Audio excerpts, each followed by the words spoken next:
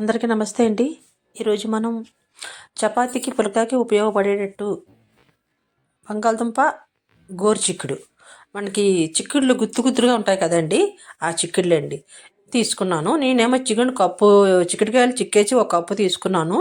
2 బంగాళదుంపలు అర కేజీకి తక్కువ, కేజీకి ఎక్కువ ఉన్నాయండి, అవి తీసుకున్నాను. పోపులు ఎండుమిరపకాయ, తర్వాత ఎల్లుల్లి, శనగపప్పు, కరివేపాకు, జీలకర్ర, పప్పు రెడీ చేసుకున్నాను. ఇగోండి ఈ బంగాళదుంపలు నేను కొంచెం కొత్తగా ట్రై చేస్తున్నాము. మేము డైమండ్ రూపంలో వచ్చేటట్టు కట్ చేస్తున్నాము. బంగాళదుంపని పలచగా 4 ముక్కలు చేసేసి దాన్ని ఇగోండి ఇలాగా కట్ చేసుకుని క్రాస్గా కట్ చేస్తే చక్కగా డైమండ్ రూపంలో వస్తాయి. కొత్తగా కొంచెం అందంగా ఉంటాయని అలా ట్రై చేసాము. మీరు కూడా ట్రై చేయండి. అయితే కట్ చేసి పక్కన పెట్టేసుకున్నాం కదా. ఇగోండి పోపులన్నీ కడాయిలో వేసేసుకున్నాను. నూనె వేసి వేపేసుకుందాం. చక్కగా పోపు పెట్టేసుకున్నాను. ఇవన్నీ పోపులు వేగిపోతున్నాయి. చాలా సింపుల్గా చేసుకోవచ్చండి. ఇది హెల్త్కి ఎంతో మంచిదండి. ఆ చిక్కుడుకాయలు చాలా మంచిది, పీచు పదార్థం ఎక్కువగా ఉంటుంది. అది కడుపులో కొంచెం ఇబ్బంది ఉండే వాళ్ళకి, మోషన్ ఫీల్ వాళ్ళకి చాలా బాగా మెడిసిన్లో ఉపయోగపడుతుంది. అంత మంచిది ఇది. అయితే ఇగోండి చిక్కుడుకాయలు వేసేసి ఇది వేపేస్తున్నాను. పోపులోని చిక్కుడుకాయలు వేసి వేపేసాను.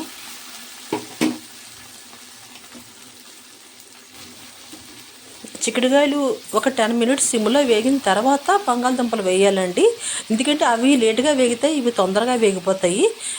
కట్ చేసుకుని బంగాళదుంపల ముక్కలన్నీ అందులో వేసేస్తున్నాను. వేసి చక్కగా కలిపేసుకుందాం.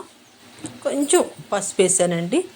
మీకు వద్దనుకుంటే మానేవచ్చు, అప్పుడు వైట్గా కనబడుతుంది ఫ్రై. అందుకోసం నేను కలర్ కోసం నేను కొంచెం ఇదిగా వేసుకున్నాను. చిన్న పసుపు, చిన్న కారం కూడా వేసుకున్నాను. లేదనుకుంటే ఎండుమిరపకాయలు ఎక్కువ వేసుకుంటే మీరు అది కూడా వేయకుండా అలా లైట్గా వేపేసుకోవచ్చు. చాలా బాగుంటుందండి. నేను కొంచెం కలర్గా ఉంటుంది, బాగుంటుందని నేను ట్రై చేశానండి. ఇప్పుడు మూత పెట్టి సిమ్లో పెట్టి 10 మినిట్స్ పైనే వదిలేయాలండి. 10 మినిట్స్ ముందు 5 మినిట్స్ వేపిన తర్వాత ఇంకా సాల్ట్ వేసి కొంచెం కలిపేసాను. ఇప్పుడు మనం వదిలేద్దామండి అలాగనా.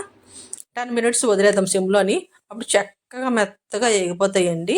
ఎగిపోతే ఇంకా లైట్గా చిన్న కొత్తిమీర జల్లేసి దించేసుకోవడమేనండి. సాల్ట్ చూసుకోండి, కొంచెం ఎక్కువ పడుతుంది, బంగాళదుంపలు లాగేసుకుంటాయి కదా. ఇదిగోండి వేసి రెడీ చేశాను. కంప్లీట్ అయితే అయిపోయింది. ఫ్రై చెక్క పుల్కాకి చపాతీకి తినండి, చాలా బాగుంటుంది. చిక్కుడుకాయలు చాలా మంచివండి. ఇదిగోండి ఎంత బాగా రెడీ అయిపోయిందో. ఇదిగోండి చక్కటి ఫ్రై రెడీ అయిపోయింది. మీరు ట్రై చేయండి, నేను ట్రై చేశాను.